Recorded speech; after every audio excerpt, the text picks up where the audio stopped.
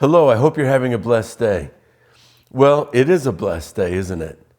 Even if everything's going wrong, just the fact that we're loved by Jesus.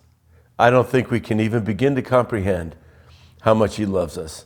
I actually can't wait to see him and just be able to sit in the presence of his love. You know that we don't need any other greater demonstration of his love for us than the evidence of the cross, right?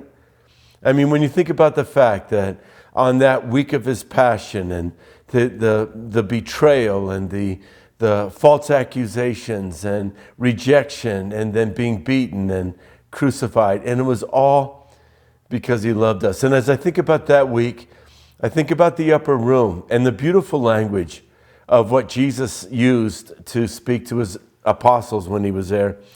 In Luke chapter 22, verse 14, when the hour had come, he reclined at the table, and the apostles with him. And he said to them, I have earnestly desired to eat this Passover with you before I suffer.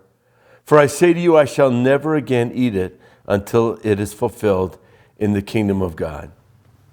Can you imagine? He's talking about his suffering, and then he says, I have earnestly desired. He has been longing for the moment where he could just eat the Passover dinner with them. Even though bang, bang, bang, events would unfold so quickly after that, he longed to be with them. You know, during the season of the shutdown, we weren't able to get together and have that fellowship of the Passover communion together. Even now that we're meeting outdoors, we're 6 feet apart. I'm so far away from all of you. It doesn't have that sense of the intimacy of the moment, but I just want to remind us today that in that moment of communion, it is such a privilege for us as followers of Jesus Christ to be able to come together, to have that communion. Yes, you can take it by yourself in the house, absolutely. But you can't have fellowship and union with me by yourself, and I can't either. As we're looking at this passage here, we realize that the heart of Jesus needs to be in our heart, a loving and longing desire to come together, to be with each other, and then also just to walk in the covenant of forgiveness. That's why it's so important to come together, because I might have gotten offended with a brother or sister this week, but when I come to the Lord's table, I adjust my heart.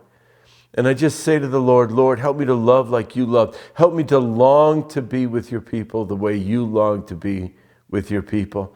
Jesus said, I'm not going to touch this communion. I'm not going to touch these elements until I come back together with you in the kingdom. The longing of Jesus is still available out there. He longed with his disciples. Imagine how much he longs to have this dinner with us at the marriage supper of the Lamb, where we all sit down together with Jesus at the head of the table.